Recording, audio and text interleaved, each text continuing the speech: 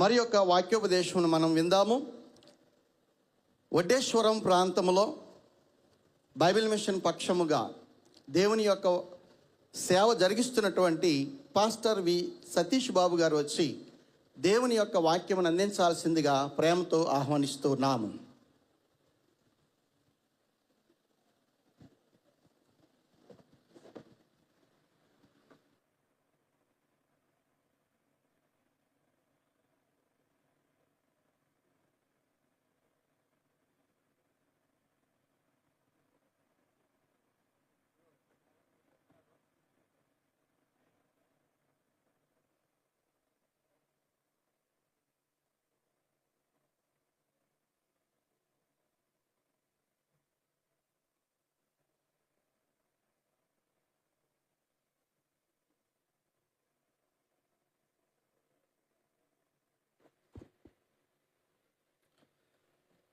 అందరికీ మరణాత వాక్యమును చదువుకొని వాక్య ధ్యానములోనికి వెళదాము. సమూయేలు మొదటి గ్రంథము 17వ అధ్యాయము 40వ వచనమును చదువుకుందాము. తన కర్ర చేత పట్టుకొని ఏటి లోయలో నుండి 5 నున్నని రాళ్లను ఏరుకొని తన యొద్దనున్న చెక్కములో నుంచుకొని వడిసెల చేత పట్టుకొని ఆ ఫిలిస్తీని చేరువకు పోయెను. వాక్య ధ్యాన నిమిత్తము ప్రార్థన చేసుకుందాం. మహాపరిశుద్ధుడవును మహాగణుడవయ్యున్న మా ప్రియ పరలోకపు తండ్రి, నీ ఘనమైన నామమునకు వేలాది స్తోత్రములు చెల్లించు ఉన్నాము. అందరూ మేళ్ళు అనుభవింప విందుగా సమకూడ వార్తలను మాకు అందింపజేయుచున్న దేవా, నీ పాదములకు వేలాది స్తోత్రములు ప్రణతులు చెల్లించు ఉన్నాము. ప్రభువా, 25వ తారీఖు సాయంకాలము నుండి ఏర్పాటు చేయబడినటువంటి ఈ ప్రాంగణములో అనేకమైనటువంటి వర్తమానములు మాకు అందించిన దేవా, నీకు స్తోత్రములు.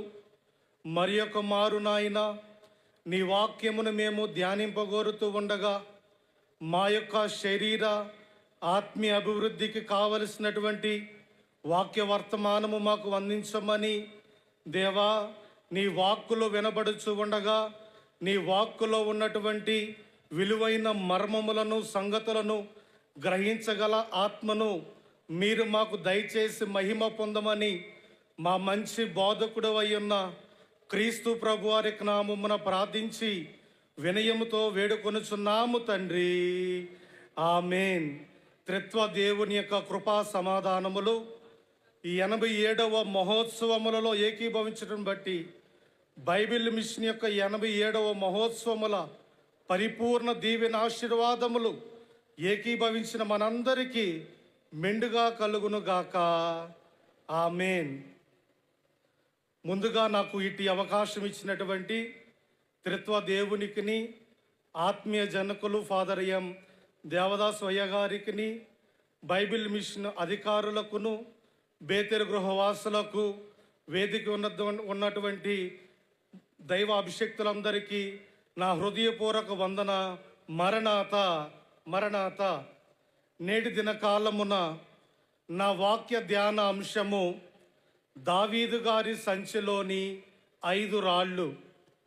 వాక్య ధ్యాన అంశము దావీదు సంచిలోని 5 రాళ్ళు. ఈ వాక్య భాగమును మనము ధ్యానము చేసుకుని వారము అయితే, ఇశ్రాయేలు జనాంగమునకును ఫిలిస్తీయులకును బహుగా యుద్ధములు జరుగుతున్నటువంటి దినములు. ఫిలిస్తీయులు తమ సైన్యములను యుద్ధమునకు సమకూర్చుకొని యోధా దేశములోని సోకోలో కూడి ఎఫెస్దమ్మీము దగ్గర ఉన్నటువంటి సోకోకును అజేకాకును మధ్యను దిగియుండగా, ఇశ్రాయేలు జనాంగమునకు మొదటి రాజుగా అభిషేకించబడినటువంటి సౌలును అతని యొక్క పర్యవేక్షణలో ఇశ్రాయేలును కూడా కూడి వచ్చి ఏలా లోయలో దిగి ఫిలిస్తీయులకు ఎదురుగా పంక్తులుగా కూర్చొని ఉన్నారు. ఫిలిస్తీయులు ఆ తట్టు పర్వతం మీదను, ఇశ్రాయేలు జనాంగమును ఈ తట్టు పర్వతం మీదను వీరు ఉండగా వీరి మధ్యను ఒక లోయ ఉండినట్లుగా మనము చూడగలము. ఫిలిస్తీన్ల పక్షముగా గాతు వాడైనటువంటి గొలియాతు అనేటువంటి ఒక శూరుడు ఇశ్రాయేలు జనాంగమును ఓడించడానికి యుద్ధమును ప్రకటించిన వాడై ఉన్నాడు. గొలియాతు మాట్లాడుతూ దేవుని జనాంగమైనటువంటి ఇశ్రాయేలు జనాంగమునకు సవాలు విసురుచూ ఉన్నాడు. మీలో ఎవరినైనా ఒకరిని పంపి నన్ను కనుక ఓడించినడలా నేనును నా జనాంగమును మీకు దాసులమగుదము, లేని ఎడలా ఒకవేళ మీరు కనుక యుద్ధములో ఓడినట్లయితే మీరు మాకు దాసులుగా ఉండవలెనని చెప్పి ఇశ్రాయేలు జనాంగమునకు సవాలు విసరగా, అన్యుడైనటువంటి దేవునిని ఎరగనటువంటి ఈ యొక్క గొలియాతు విసినటువంటి సవాలును ఇశ్రాయేలు జనాంగమును తిరస్కరించిన వారై ఉన్నారు. ఎందుకు యుద్ధమును తిరస్కరించిన వారై ఉన్నారు అనగా, ఎందుకు గొలియాతుతో పోరాడడానికి బయటకు రావటం లేదు అని అంటే, ఈ యొక్క గొలియాతే చాలా భయంకరమైనటువంటి శూరుడుగా ఉన్నాడు. అతని యొక్క ఎత్తే 10 మూరలుగా మనకు 6 మూరల జానుడు ఎత్తు మనిషిగా మనకు కనబడుతూ ఉన్నారు. కనుక ఇశ్రాయేలు జనాంగము తను విసిరినటువంటి సవాలును స్వీకరించక వారు అలాగున ఎదురు చూస్తూ ఉండగా ఆ యొక్క గొలియాతు 40 దినములు వారి మధ్యను తిరుగుచు అగుపడుచు తాను అగుపరుచుకొనుచు ఉన్నాడు.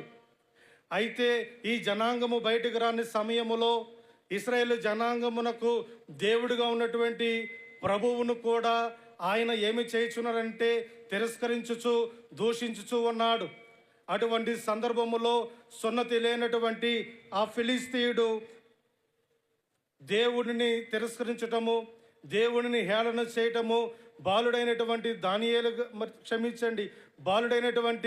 దావీదు గారు తెలుసుకొని తనతో యుద్ధమునకు సిద్ధపడి ఆ యొక్క యుద్ధమునకు మరి విశ్వాసముతో ముందుకు వెళ్ళినటువంటి సందర్భములో ఈ వాక్య భాగమును మనము చూడగలము. యుద్ధము అనేటువంటి మాట మనకు కనబడుచు ఉన్నది కనుక ఈ తరచుగా ఇశ్రాయేలు జనాంగమునకు ఎందుకు యుద్ధము మరి కనబడుచు ఉన్నది, ఎందుకని దావీదు గారు గొలియాతును ఓడించడానికి రాయినే ఆయుధముగా చేసుకొని ఉన్నాడు, గొలియాతుతో పోరాడడానికి దావీదు గారు ఎందుకని 5 రాళ్లను ఎంచుకొని ఉన్నాడు, ఈ 5 రాళ్ల వెనక ఉన్నటువంటి మర్మము ఏమైనదో నేటి దినకాలము వాక్యము ద్వారా మనము ధ్యానము చేద్దాము. యుద్ధము అనగా మరి ఆ కాలములో శత్రువులు యొక్క ముఖ్య ఉద్దేశం ఏమిటి అని అంటే, దేవుని జనాంగమైనటువంటి ఇశ్రాయేలు ప్రజలను నాశనము చేయుట. దేవుని జనమును కనుక నాశనము చేస్తే ఆ జనములో నుండి రావలసినటువంటి లోకరక్షకుడు మెస్సీ అయినటువంటి యేసుక్రీస్తు ప్రభు రాకుండా ఈ లోకములోనికి మరి ఇశ్రాయేలు జనాంగమును మరి అరికట్టవలననేది సాతాను యొక్క పన్నాగము. అయినను సాతానుడు వాడి ప్రయత్నములన్నిటిలో కూడా విఫలమయ్యాడు. లోకరక్షకుడైనటువంటి క్రీస్తు ప్రభువారు ఈ లోకములోనికి వచ్చాడు. నేటి దినకాలమున ఆ కాలములో దేవుని జనాంగమైనటువంటి ఇశ్రాయేలులకు ఎలాగనైతే సాతానుడు యుద్ధమును ప్రకటించి వచ్చి ఉన్నాడో, నేటి దినకాలమున దేవునిని ఎరిగినటువంటి దేవునిని వెంబడించున్నటువంటి తన యొక్క భక్త జన సమూహమునకు కూడా యుద్ధమును శోధన రూపములో వాడు ప్రకటించుచు ఉన్నాడు. ఎందుకని అనగా దేవునిని ఎరిగినటువంటి సార్వత్రిక సంఘము వధువు సంఘముగా సిద్ధపడకుండా ఆపు చేయటమే వాడి యొక్క ప్రధాన ఉద్దేశము. కనుక సాతాను యొక్క పన్నాగములన్నిటిని కూడా లయము చేయొచ్చు. సాతానును అతని యొక్క మరి దుష్టులను అతని యొక్క అనుచరులను వాడి యొక్క పన్నాగములన్నిటిని కూడా అరికట్టివేసి సార్వత్రిక సంఘమును వధువు సంఘముగా సిద్ధపరచుటయే బైబిల్ మిషన్ యొక్క మహోత్సవముల ముఖ్య ఉద్దేశము. బైబిల్ మిషన్ యొక్క బోధ యొక్క ముఖ్యమైనటువంటి సిద్ధాంతమై ఉన్నది. కనుక ఈ యొక్క యుద్ధములో మనము గమనించినట్లయితే ఇశ్రాయేలు జనాంగమైనటువంటి దేవుని ప్రజల మీదకు ఎప్పుడైతే అతను యుద్ధమును ప్రకటించాడో, ఎప్పుడైతే దేవుని జనము మీదకి అతడు యుద్ధమునకు వచ్చాడో, దేవుని జనమునకు రావటం అనంటే దేవుని మీదకు యుద్ధము ప్రకటించినట్లే. కనుక దావీదు గారు ఫిలిస్తీయుడైనటువంటి గొలియాతును యుద్ధము చేయటానికి, గొలియాతును అంతము చేయటానికి రాయినే ఒక సాధనముగా, రాయినే ఒక ఆయుధముగా ఎంచుకొనిన వారై ఉన్నాడు. గొలియాతు చేతిలో యుద్ధోపకరణములున్నవి, చాలా బరువైనటువంటి కత్తి ఉన్నది. కత్తితో పోరాడటానికి వచ్చినటువంటి ఆ యొక్క గొలియాతును దావీదు గారు చాలా చక్కగా ఏ దేవుడినైతే మరి వెక్కిరించాడో ఆ దేవుని యొక్క నామమునకు ఘనత కలుగులాగున రాయిని ఎంచుకొని ఉన్నాడు. రాయిని ఎంచుకొనడానికి గల ప్రధాన కారణము ఏమిటో మనము బైబిల్ గ్రంథములో నుండి చూసినట్లయితే, సమూయేలు మొదటి గ్రంథము 13వ అధ్యాయము 19వ వచనములో మనకు కనబడుచు ఉన్నది. హెబ్రీయులు కత్తులను ఈటెలను చేయించుకుందురేమో అని ఫిలిస్తీన్లు ఇశ్రాయేలు దేశమంతటా కమ్మరవాండ్రు లేకుండా చేసిన వారై ఉన్నారు. హెబ్రీలు అనగా దేవుని జనాంగము, హెబ్రీలు అనగా ఇశ్రాయేలు ప్రజలే. ఫిలిస్తీయులు దేనికి ప్రసిద్ధి చెందిన వారు అనగా ఇనుప ఆయుధములు, ఇనుప పనిముట్లు చేయుటలో ఫిలిస్తీయులు అగ్రగామ్యులు. ఫిలిస్తీయులు ఇనుప పనిముట్లు పరికరములు చేయటలో చాలా నైపుణ్యత కలిగిన వారు. ఇశ్రాయేలు జనాంగమునకు తరచుగా దేవునికి విరోధమైనటువంటి ఎవరో ఒక జనాంగమును బట్టి యుద్ధములు కలుగుతుంటేవి కనుక వారికి అవసరమైనటువంటి కత్తులను, ఈటెలను, వారికి ఉన్నటువంటి సామాగ్రికి పదును పెట్టడానికి విలువైనటువంటి ఆకురాళ్ళు, ఆ యొక్క ఆకురాళ్ళు మరి ఫిలిస్తీన్ల యొద్ద ఉన్నవి కనుక ఈ ఫిలిస్తీన్లు ఇశ్రాయేలు జనాంగమును తమ యొద్దకు రప్పించుకొని వారై ఉన్నారు. ఏ రాళ్ళనైతే వారు అదునుగా చేసుకొని, ఏ రాళ్లను చూసి ఇశ్రాయేలు జనాంగమును తమ యొద్దకు నడిపించుకొని ఉన్నారో ఆ రాయి ద్వారానే ఫిలిస్తీయులు ఓడించబడిన వారై ఉన్నారు. ఓబద్య గ్రంథము 1వ అధ్యాయము 15వ వచనములో మనకు స్పష్టముగా కనబడుచున్నది.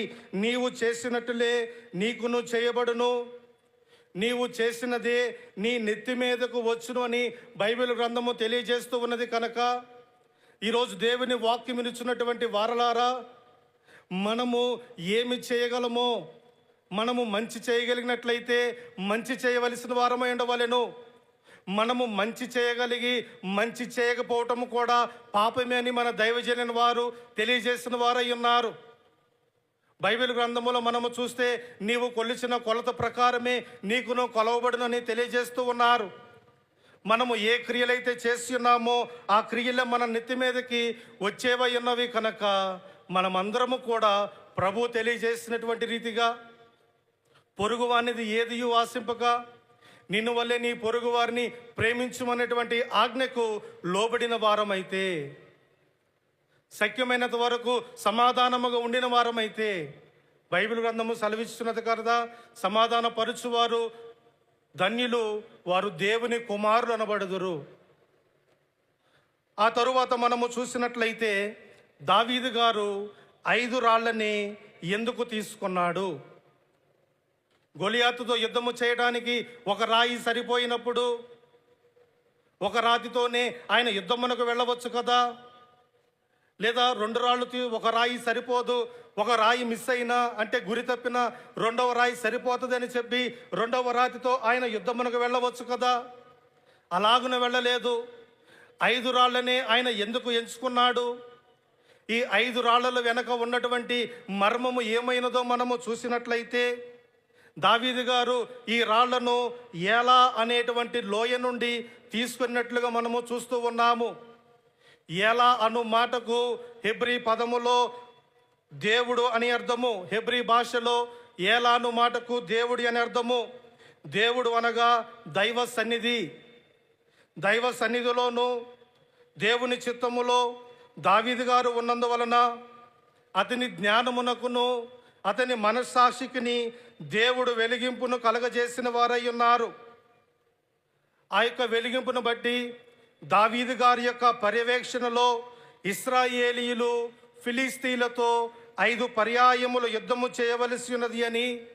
ఈ 5 యుద్ధములకు సాదృశ్యముగా 5 రాళ్లను ఎన్నుకొనిన వారై ఉన్నారు.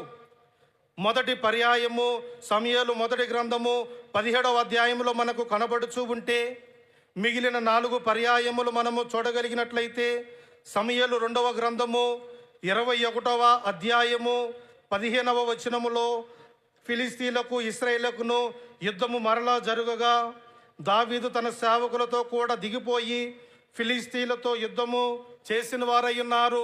ఇది 2వ పర్యాయము. 3వ పర్యాయమును చూస్తే 18వ వచనములో అటు తరువాత ఫిలిస్తీన్లతో గోబు దగ్గర మరల యుద్ధము జరగగా ఇది 3వ పర్యాయము. 4వ పర్యాయమును చూస్తే 19వ వచనములో తరువాత గోబు దగ్గర ఫిలిస్తీన్లతో ఇంకొకసారి యుద్ధము జరగగా ఇది 4వ పర్యాయమై ఉన్నది. 5వ పర్యాయమును మనము చూసినట్లయితే 20వ వచనములో ఇంకొక యుద్ధము గాతు దగ్గర జరిగెను.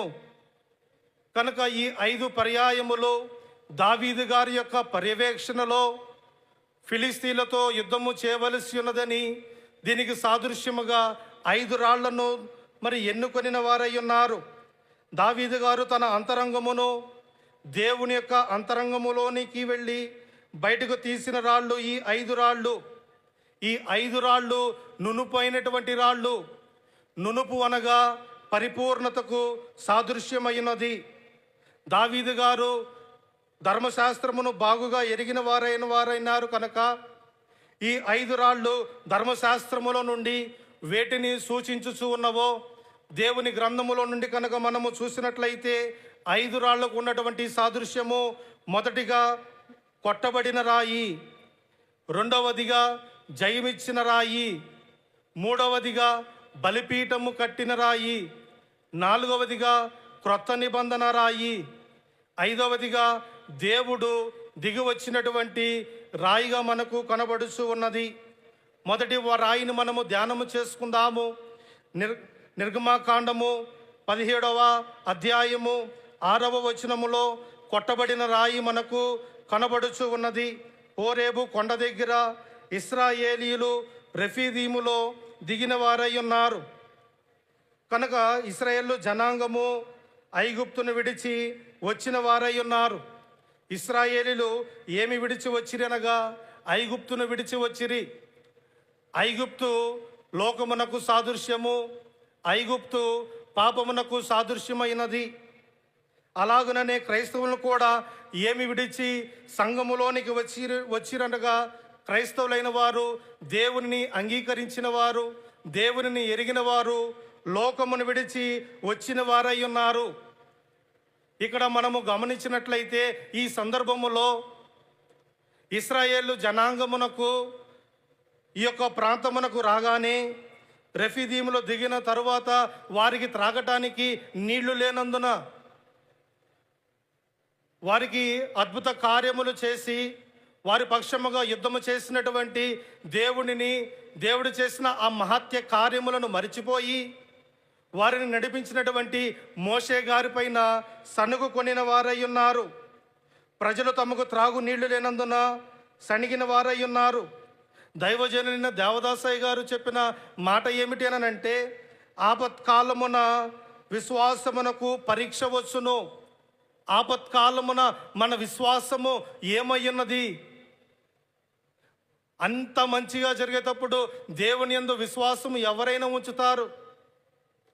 కానీ మనకు ఆపదలు కలుగుతున్నప్పుడు ఈ ఆపదలలో మనము విశ్వాసము ఏమయ్యున్నది అని ప్రభు మనల్ని పరిశీలన చేసేవారై ఉన్నారు. దైవజనుల వారు పాటలో రాశారు కదా, సమయము రాగా శోధనలన్నీ కూడా సాగిపోవును. ఒకవేళ మనకు శోధనలు కలిగి, ఇబ్బందులు కలిగి, శ్రమలు వచ్చి మనము ఆత్మీయ జీవితములోను శారీరక జీవితములోను నలిగిపోతున్నటువంటి స్థితిలో ఉన్నను ఒక విషయమును మనము జ్ఞాపకము చేసుకోవాలి. ఏమిటి అనగా మన విశ్వాసమునకు ఇది ఒక పరీక్ష. మనము సహించగలిగిన దానికంటే మరి ఎక్కువ శ్రమను ఆయన మనకు అనుగ్రహించడు. ఆయన దానికి అనుమతినివ్వడనేటువంటి సంగతిని జ్ఞాపకము చేసుకొని ప్రతి విషయములలో ప్రభునందు మనము విశ్వాసమును ఉంచవలసిన వారమై ఉండవలెను. మోషే గారి మీద సనుగుచు వాదించుచు శోధించుచు వచ్చిన వారై ఉన్నారు కనుక మోషే గారు తన అంతరంగములో చూడగా, అనగా ప్రభునకు మొరపెట్టగా, ప్రభువు మోషే గారితో మాట్లాడుతూ నీ కర్ర చేత పట్టుకొని వెళ్ళమనెను. ఎందుకు అనగా కర్ర లేకపోతే దేవుడు కనబడడు, దేవుడు కనబడకపోతే రాయి అనే బండ కనబడదు, బండ కనబడకపోతే ఇశ్రాయేలీల యొక్క దాహం అనేటువంటి శత్రువును జయించలేరు.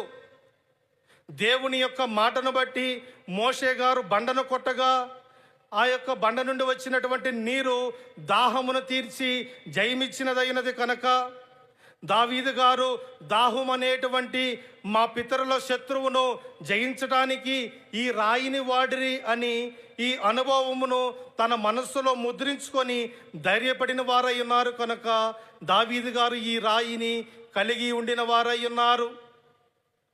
రెండవ రాయిని మనము చూసినట్లయితే జయమిచ్చినటువంటి రాయి నిర్గమాకాండము 17వ అధ్యాయము 12వ వచనములో మోషే గారు చేతులు బరువెక్కగా వారి ఒక రాయి తీసుకొని వచ్చి అతడు దాని మీద కూర్చున్నటకై దానిని వేసిరి.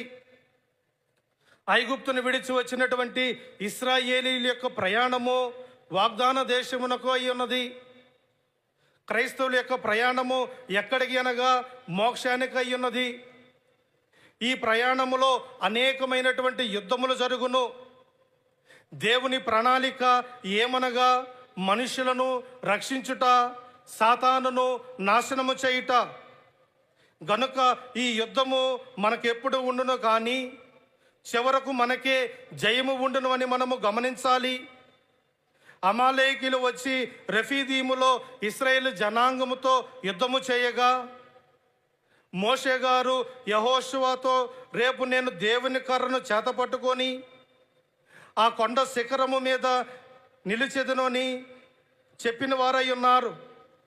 యుద్ధము జరుగుచూ ఉండగా మోషే గారు చెయ్యి పైకెత్తినప్పుడు ఇశ్రాయేలీలకు శత్రువులపైన జయము కలిగినది. ఎప్పుడైతే తన చేతులు బరువెక్కి మోషే గారు తన చేతులను దింపుచున్నారో ఆ యొక్క చేతులు దింపినప్పుడు ఇశ్రాయేలు జనాంగమునకు ఓటమి కలుగుచున్నది, ఆ యొక్క శత్రువులకు జయము కలుగుచూ ఉన్నది.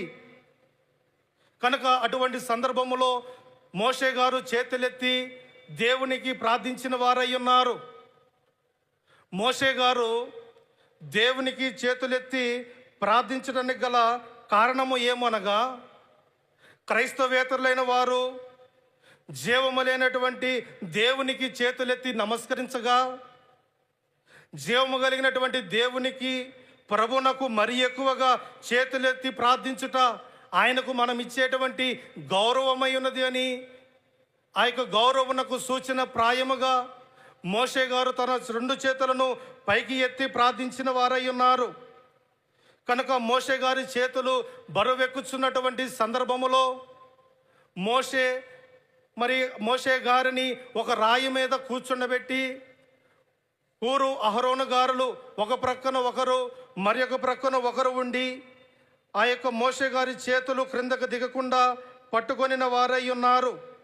కనుక ఈ విధముగా యుద్ధమందు శత్రువులను గెలిచిన వారై ఉన్నారు. ఈ రాయి శత్రువులపై జయమిచ్చినటువంటి రాయి. ఈ యొక్క రాయి దావీదు గారును కలిగి ఉన్నవారై ఉన్నారు. అలాగుననే ఈ బైబిల్ మిషన్ మహోత్సవములలో ఏకీభవించిన వారలారా, బైబిల్ మిషన్ యొక్క విశ్వాసులారా, బైబిల్ మిషన్ యొక్క అభిమానులారా, బైబిల్ మిషన్ వారు మన ప్రధాన శత్రువు అయినటువంటి సాతానుపై జయము పొందటానికి దైవజనుని దేవదాసు అయ్య గారు తన చేతులను పైకి ఎత్తగా బేతేలు గృహవాసులు వారి చేతులను పట్టుకొనిన వారై ఉన్నారు. 1938వ సంవత్సరములో బైబిల్ మిషను ప్రత్యక్షపరచబడినప్పటికీ ఆ యొక్క బైబిల్ మిషను రాజమండ్రి నుండి గుంటూరు ప్రధాన కేంద్రముగా స్థిరపరచబడటానికి సుమారుగా 11 సంవత్సరముల సమయం పట్టినది. రాజమండ్రి నుండి గుంటూరు వచ్చే సమయములో దైవజనులైన వారు అనేక ప్రాంతమునకు వెళ్ళిన వారై ఉన్నారు. దైవజనులైన వారు ఏ ప్రాంతమునకు వెళ్ళారో దైవజనులతో పాటు ప్రధాన కేంద్రము కూడా దైవజనులైన వారితోనే తరలి వెళ్ళినది. చివరగా దైవజనులైన వారు బేతేలు గృహము కేంద్రముగా గుంటూరులో స్థిరపడిన వారై ఉన్నారు కనుక బైబిల్ మిషన్ కూడా స్థిరపడినదై ఉన్నది. ఆనాటి నుండి బైబిల్ మిషన్ యొక్క కార్యక్రమములు, బైబిల్ మిషన్ యొక్క వృద్ధి ఏర్పాటులు బేతేలు గృహవాసుల యొక్క పర్యవేక్షణలోనే జయముగా నిర్వహించబడుతూ ఉన్నవి. అనగా దైవజనులైన దేవదాసయ్య గారి యొక్క అనుభవములు, ఆయన యొక్క కోరికలు, ఆయన యొక్క రాతలు నెరవేర్చుటకు నిలవబడిన వారై ఉన్నారు. దైవజనులైన దేవదాసయ్య గారి యొక్క కోరికలు, అయ్యగారి యొక్క కోరికలు ఏమై ఉండవచ్చు? ఆ కాలములో దైవజనులైన దేవదాసయ్య గారి యొద్దకు వేరే ఇతరులైన వారు వచ్చి, మీ బైబిల్ మిషన్ వారికి నిల్వ సొమ్ము లేదు, నిరుకు రాబడి లేదు, స్థలములు లేవు, గుడులు లేవు, బడులు లేవు, స్థిరమైనటువంటి ఒక కేంద్రము లేదు అని దైవజనులైన వారిని హేళన చేయగా, ఆనాడు దైవజనులైన వారు చేసినటువంటి ప్రార్థన, వారి ప్రార్థన అనుభవం బట్టి, వారి ప్రార్థన నేటి దిన కాలములో మనము ఫలించుచు ఫలితమును మనము చూచుచూ ఉన్నాము. దైవజనులైన దేవదాసయ్య గారు రాసినటువంటి మాటలలో ఒక మాట ఉన్నది, ప్రార్థన చేస్తే సరిపోదు, కానీ ప్రార్థనకు తగినటువంటి ప్రయత్నములు ఉండాలి, ప్రార్థనకు తగినటువంటి ప్రయాసత ఉండాలి. దైవజనుల వారు చేసినటువంటి ప్రార్థన నెరవేర్పును మనము చూచుచున్నాము, కానీ ఆ ప్రార్థనలు నెరవేరటానికి ఎవరు ప్రయాసపడుతూ ఉన్నారు, ఎవరు ప్రయత్నములు చేస్తూ ఉన్నారు, ఎవరు నిలబడి బైబిల్ మిషన్ ముందుకు తీసుకొని వెళ్ళారో ఆ చరిత్రను చూసినట్లయితే మనము తెలుసుకొనగలము. బైబిల్ గ్రంథము తెలియజేస్తున్నది కదా, సమస్తమును పరీక్షించి మేలైన దానిని చేపట్టుడి. బైబిల్ మిషన్కు ఏమీ లేనప్పుడు నిలబడినది బేతేలు గృహము. బేతేలు గృహము యొక్క పర్యవేక్షణలో 50 సంవత్సరములకు బైబిల్ మిషన్ ఒక రూపును, ఒక స్థాయిని, ఒక ఆకారమును ఏర్పరచుకొనగా, ఆకారము ఏర్పడగా బైబిల్ మిషన్ యొక్క 7వ అధ్యక్షులు రెవరెండ్ డాక్టర్ జె సెలవరాజయ్య గారు ప్రభు యొద్దకు చేరిన తరువాత ఆ కాలములో ఉన్నటువంటి అధికారులైన వారు తమ యొక్క కుయుక్తిని ఉపయోగించి వారు అనేకమైనటువంటి ఆలోచనలు కలిగి ఉన్నారు. బైబిల్ మిషన్ యొక్క విధి విధానములలో నలుగురు అధికారులలో ఎవరైనా ఒక అధికారి మహిమలోనికి చేరితే వారి స్థానమును వేరొకరు భర్తీ చేయవలసి ఉన్నది. ఆ భర్తీ చేయవలసినటువంటి స్థానము కొరకు ఆ కాలములో ఉన్నటువంటి పెద్దలైన వారే వారికి అనుకూలముగా వారి బంధువులను లేదా వారికి ఎవరైతే వారి చెప్పిన మాట వింటారో వారి గురించి ఆలోచన చేయించి ఉండగా ఇలాగన ఒక ప్రార్థన కూటము ఏర్పాటు చేసినప్పుడు దైవజనులైన వారు ఆత్మరూపులై ఆ కాలంలో పెద్దలకు చెప్పారంట, రాజు కొడుకు ఏమైనా తక్కువ వాడా అని. చిన్న చిన్న సేవకులను, బైబిల్ మిషన్ యొక్క పనివారులను ప్రోత్సహించడానికి బైబిల్ మిషన్ యొక్క 87వ మహోత్సవంలో నిర్వహిస్తున్న మన కన్వీనర్ అయ్య గారు ప్రతి మంగళవారం విజ్ఞాపన ప్రార్థన దినమందు ఏర్పాటుశాలకు పిలిపించి వారి యొక్క సేవా వివరములు, వారి పరిచర్యలు ఎలాగునున్నవో తెలుసుకొని వారిని బలపరచడానికి వారి యొక్క సాక్ష్యమును తెలియజేసేవారై ఉన్నారు. కనుక దావీదు గారి గురించి మనము జ్ఞాపకము చేసుకొనిచున్నాము కనుక ఇక్కడ ఒక విషయాన్ని మనము జ్ఞాపకము చేసుకోవాలి. ఇశ్రాయేలు జనాంగమునకు మొదటి రాజు అయినటువంటి సౌలు దేవుని ఆజ్ఞలు మీరినందువలన దేవుని చిత్తములో ఆయన తన యొక్క కిరీటము తొలగింపబడి వేరే వారి యొద్దకు అది వెళ్ళవలసి ఉన్నది. కనుక ప్రవక్త అయినటువంటి సమూయేలు గారికి పిలుపునిచ్చి నేను చూపించు ప్రదేశమునకు నీవు వెళ్ళమని చెప్పగా యెషయి యొద్దకు సమూయేలు గారు వెళ్ళినట్లుగా మనము చూస్తూ ఉన్నాము. ఆ యొక్క యెషయి గారి యొద్దకు సమూయేలు గారు వెళ్ళి అతను మాట్లాడుచు సమూయేలు మొదటి గ్రంథము 16వ అధ్యాయములో మనము చూడగలము.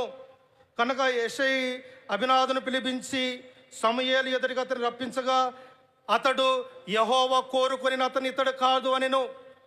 ఇలాగన యెషయి గారికి ఉన్నటువంటి 7 కుమారులను పిలిపించగా, ఈ 7 కుమారులు కాదు, దేవుని చిత్తములో ఈ వీరు, దేవుడు కోరినది వీరు కాదు, ఇంకెవరైనా ఉన్నారా అనగా మరి ఒకడు ఉన్నాడు, అతడు చాలా చిన్నవాడు, గొర్రెలను మేపటానికి వెళ్ళాడని చెప్పగా, అయినను పర్లేదు, అతడు వచ్చేంత వరకు నేను ఉండేదనని చెప్పి దావీదు గారిని కనుగొని, అతడు రాగానే తైలపు కొమ్మును తీసి వాని సహోదరులు ఎదుట వానికి అభిషేకము చేసినట్లుగా 13వ వచనములో మనము చూడగలము.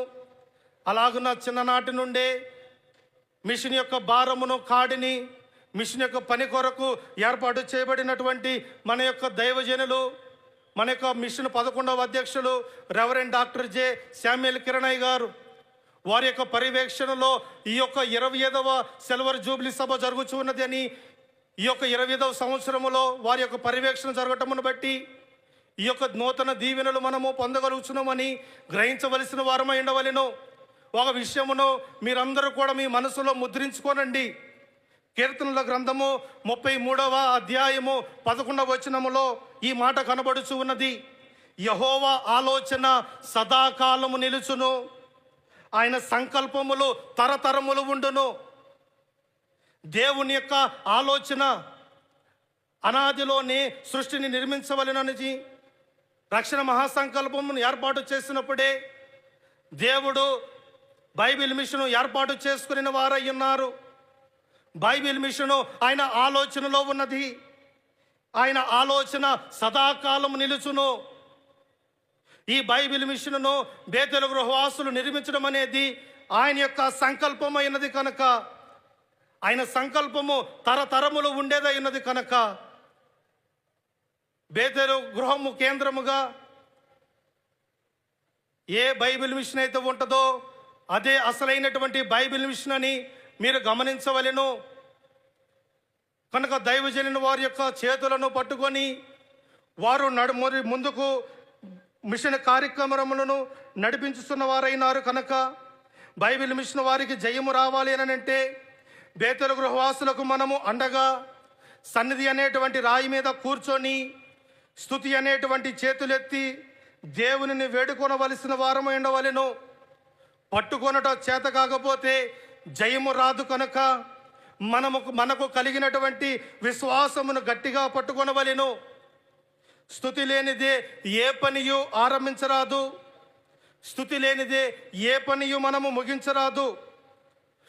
ప్రభువు మోషే గారిని, అహరోను గారులను బలపరిచినట్లు మనలను కూడా బలపరిచేవారై ఉన్నారు. మోషే గారి యొక్క అనుభవమును దావీదు గారు తీసుకొని ధైర్యపడినట్లు బైబిల్ మిషన్ వారమైనటువంటి మనమును కూడా తీసుకొని ధైర్యపడవలసిన వారమై ఉండవలెను.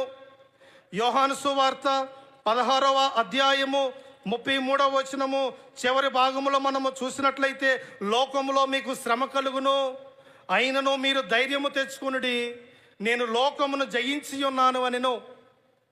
కనుక దేవుని యందు మనము విశ్వాసం ఉంచినప్పుడు లోకములో మనకు ఏదో ఒక రూపము శ్రమలు మనకు కలుగును కనుక మనము ధైర్యము తెచ్చుకొని ముందుకు మన యొక్క ఆత్మీయ జీవితములో ముందుకు కొనసాగిన వారమైతే, ప్రభువు ఏ రీతిగా లోకమును జయించిన వారై ఉన్నారో మనమును కూడా లోకమును జయించగలము అని ప్రేమపూర్వకంగా మీకు తెలియజేస్తూ ఉన్నాను. 3వ రాయిని కనుక మనము చూసినట్లయితే బలిపీఠము కట్టిన రాయి. ఈ రాయే దీవించేటువంటి రాయి అయి ఉన్నది. నిర్గమాకాండము 20వ అధ్యాయము 25వ వచనమును మనము చూసినట్లయితే, మోషే గారు గాఢాంధకారములోనికి ప్రవేశించిన తరువాత దేవుడు మోషే గారితో ఇలాగున చెప్పిన వారై ఉన్నారు, నా నామమును జ్ఞాపకార్థంగా నుంచు ప్రతి స్థలములోనూ నేను నీ యొద్దకు వచ్చి నేను నిన్ను ఆశీర్వదించుదును. నాకు రాళ్లతో బలిపీఠమును కట్టవలెను, దానికి నీ పనిముట్లు తగినెడలా అది అపవిత్రమగును గనక చక్కని రాళ్లతో కట్టవలెను, కానీ ఇనప పనిముట్టు తగలకూడదు అని దేవుడు స్పష్టముగా మోషే గారికి తెలియజేసిన వారై ఉన్నారు. మరి అందుకే కాబోలు దావీదు రాజు గారు యుద్ధమునకు మరి సిద్ధమై ఉండగా సౌలు గారి యొక్క మరి యుద్ధ ఆయుధములను ఆయనకు ధరింపచేయగా అతను వద్దు అన్నాడు. కనుక ఇనుమును తను ధరించక అతడు మరి తన యొక్క కర్ర చేత పట్టుకొని వడిసెలలో రాళ్ళను నింపుకొని ముందుకు వెళ్ళినట్లుగా మనకు కనబడుచున్నది. దావీదు గారు దేవుని చేత దీవించబడి కర్ర పట్టుకొని వెళ్ళినాడు కనుక ఈ రాయి యొక్క అనుభవమును దావీదు గారు కలిగి ఉన్నారు. నాలుగవదిగా మనము చూసినట్లయితే క్రొత్త నిబంధన రాయి అనగా రక్షణ ఇచ్చినటువంటి రాయి. కొరింథీయులకు రాసినటువంటి మొదటి పత్రిక 10వ అధ్యాయము 4-5 వచనములలో మనము చూడగలము. పాత నిబంధనలో కొట్టబడిన రాయి లేక బండ అయితే, ఇప్పుడు కొట్టబడినటువంటి బండ క్రీస్తే. ఈ క్రీస్తు మన రక్షణకై కొట్టబడి మన కొరకై చేల్చబడి సాతానుపై జయము పొంది మనకును జయము అనుగ్రహించిన వారై ఉన్నారు. ఈ రాయి యొక్క ఫలితము అంతస్తు ఏలుబడి వచ్చినది. ఈ రాయి కొట్టగా ఈ బండలో నుండి ప్రవాహముగా రక్తము వచ్చినది. పాత నిబంధన గ్రంథములో నిర్గమకాండములో ఆ రాయిని కొట్టగా ఆ రాయిలో నుండి నీరు వచ్చినది. ఆ నీటి వలన దాహము తీరినది. క్రొత్త నిబంధనలో ఈ రాయిని కొట్టగా ఈ రాయి నుండి ఏమొచ్చినదంటే రక్తము వచ్చినది. ఈ రక్తమే ఏమి చేసినది అని అనగా పాపము నుండి, లోకము నుండి, శాపము నుండి, మరణము నుండి మనకు జయమును అనుగ్రహించినది. పాపం అనేటువంటి శత్రువును జయించడానికి తోడ్పడినది. యోహాను గారు రాసినటువంటి మొదటి పత్రిక 1వ అధ్యాయము 7వ వచనములో మనము చూడగలము కదా. కనుక యేసు రక్తము ప్రతి పాపముల నుండి మనలను పరిశుద్ధునిగా చేయను అని మనకు కనబడుతూ ఉన్నది. కనుక మరి ఎవరు జయించలేనటువంటి జయము ఈ బండ ద్వారా కలుగును అని దావీదు గారు తన వంశములో ముందుకు రావలసినటువంటి క్రీస్తు అనే బండను దైవ ధ్యానములో చూసి ఉన్నాడు. కాన జరగబోయేటువంటి జయమును కూడా అనుభవముగా తీసుకొని ధైర్యపడిన వారై ఉన్నారు. దావీదు గారు సాక్ష్యమిస్తూ ఇలాగనన్నారు, మనిషి మనిషితో మాట్లాడిన విధముగా దేవుడు నాతో మాట్లాడినాడు అని. ఒక మనిషి ఎలాగనైతే ఇతర మనుషులతో మాట్లాడుతారో అలాగన దావీదు గారితో దేవుడు మాట్లాడిన వారైనారు అని దినవృత్తాంతములు 1వ గ్రంథము 17వ అధ్యాయము 17వ వచనములో మనము చూడగలము. కనుక యేసుక్రీస్తు ప్రభువారు కూడా ముందుకు తన వంశములో రావలసిన వారై ఉన్నారు అని ఈ రాయి అనుభవమును దావీదు గారు కలిగి ఉండి ఇశ్రాయేలీలను రక్షించుటకు ఈ రాయి కావలెను అని చెప్పి కోరుకొనిన వారై ఉన్నారు. కనుక ఈ అనుభవమును దావీదు గారు కలిగి ఉన్నారు. 5వ రాయిని కనుక మనము చూసినట్లయితే దేవుడు దిగి వచ్చిన రాయి. నిర్గమకాండము 19వ అధ్యాయము 20వ వచనములో మనము చూసినట్లయితే ఈ రాయి యెహోవా మాట్లాడినటువంటి రాయి. ఇది బైబిల్ మిషన్ రాయి. కొండ శిఖరము పైకి వస్తేనే కానీ దేవుడు మాట్లాడడు. ఎందరు ఎన్ని రాళ్లను కలిగి ఉన్నప్పటికీ సీనాయి పర్వతం అనే రాయిపైకి వస్తేనే కానీ దేవుడు దిగివచ్చి మాట్లాడడు. అలాగే బైబిల్ మిషన్లోనికి వస్తేనే కానీ అనగా దేవుడు మాట్లాడే అనుభవం కలిగితేనే కానీ ఈనాడు మన శత్రువును జయించలేము. అందుచేతనే దావీదు గారు ఈ అనుభవం అనేటువంటి రాయి కూడా తీసుకొని శత్రువుపై యుద్ధానికి వెళ్ళినట్లుగా మనము చూడగలము. శత్రువు ఎదురుగా దావీదు గారు నిలుచున్నప్పటికీ శత్రువైనటువంటి గొలియాతు కలిగి ఉన్నటువంటి యుద్ధ సామానులు దావీదు గారు కలిగలేడు. కానీ ఆయన ఏమి కలిగి ఉన్నాడు అనగా కర్రను కలిగి ఉన్నాడు, సంచి పట్టుకున్నాడు.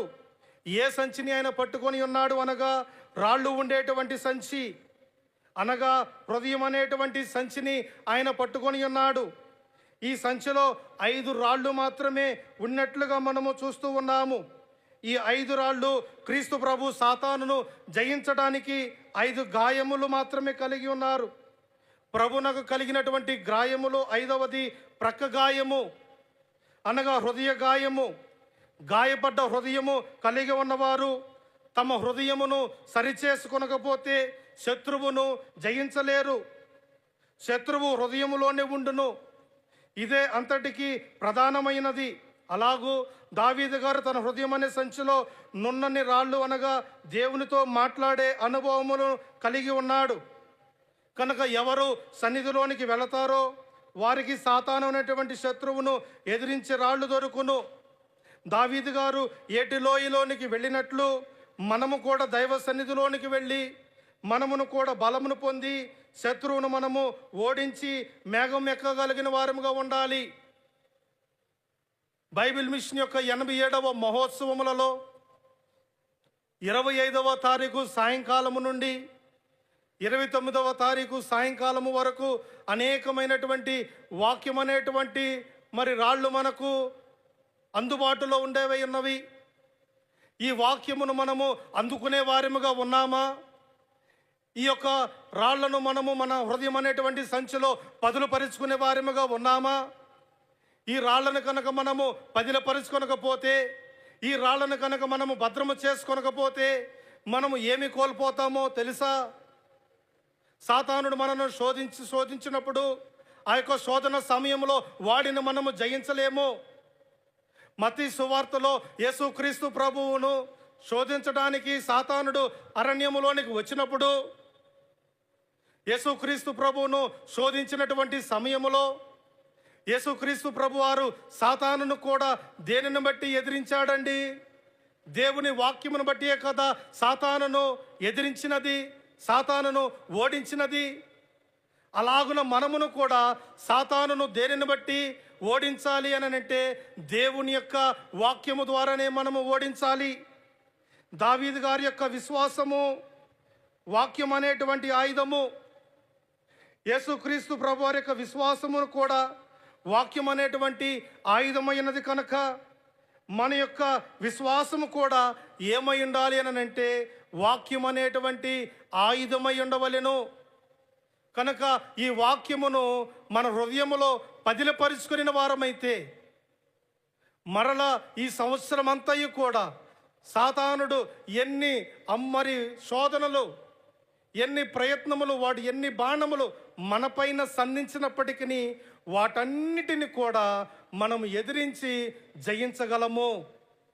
దేవుని వాక్యము మనలో లేకపోతే మరలా మనము పడిపోయే వారం అవుతాము. కనుక దేవుని వాక్యమును మన హృదయం అనేటువంటి సంచిలో పదిలపరుచుకొని దేవునిని కలిగిన వారముగా, దేవుడు అనుగ్రహించే దీవెనను పోగొట్టుకొని, అంతస్తును పోగొట్టుకొని మనలను కూడా పడవేయవలని చూస్తున్నటువంటి ఆ యొక్క సాతాను అనేటువంటి గొలియాతును వాక్యం అనేటువంటి ఖడ్గము చేత ఓడించి ఆయన యొక్క రాకకు సిద్ధపడి, వధువు అంతస్తుకు సిద్ధపడి మహిమ మేఘం ఎక్కగల కృపాభాగ్యము త్రిత్వ తండ్రి మనెల్లరకు మెండుగా అనుగ్రహించునుగాక. ఆమేన్. ప్రార్థన చేసుకుందాం. మహాపరిశుద్ధుడవును మహాగణుడవయ్యున్న మా ప్రియ పరలోకపు తండ్రి, నీ ఘనమైన నామమునకు వేలాది స్తోత్రములు. దేవా, దావీదు గారు ఎలాగనైతే తన హృదయం అనేటువంటి సంచిలో నాయనా నీ ధర్మశాస్త్రమునకు సాదృశ్యమైనటువంటి కర్రను చేపట్టుకొని దేవా నీ వాక్యం అనేటువంటి రాళ్లను తన సంచిలో నైనా పదిలపరుచుకొని తన ఎదురుగా ఉన్నటువంటి సాతాను అనేటువంటి గొలియాతును ఓడించి ఉన్నాడో దేవా, అలాగున మేమును కూడా వినినటువంటి వాక్యములను మా హృదయముననేటువంటి అంతరంగములో భద్రపరుచుకొని వాక్యానుసారమైన ప్రవర్తన, వాక్యానుసారమైన జీవితము కలిగి ఉండి మాకు వచ్చేటువంటి శ్రమలను, శోధనలను, ఇబ్బందులన్నిటిని కూడా నీ వాక్యము ద్వారానైనా జయించి నీవు అనుగ్రహించేటువంటి ఈవులను మేము పొందుకొని దేవా, నీవు మధ్యాకాశంలోనికి వచ్చినప్పుడు వధువుగా సిద్ధపడి నిన్ను కలుసుకునే కృపాభాగ్యము మాకు దయచేయమని ఈ 87వ బైబిల్ మిషన్ మహోత్సవములలో ఏకీభవించటమును బట్టి 87వ మహోత్సవం యొక్క దీవెన ఆశీర్వాదములు పరిపూర్ణముగా మందరికి దయచేయమని దీవెనలకు దాతవయ్యున్న క్రీస్తు ప్రభు వారికి నామమున ప్రార్థించి వినయముతో వేడుకొనుచున్నాము తండ్రి. ఆమేన్. ఆమేన్. ఇటు అవకాశం ఇచ్చిన అందరికీ నా హృదయపూర్వక వందన. మరణాతలు. మరణాత.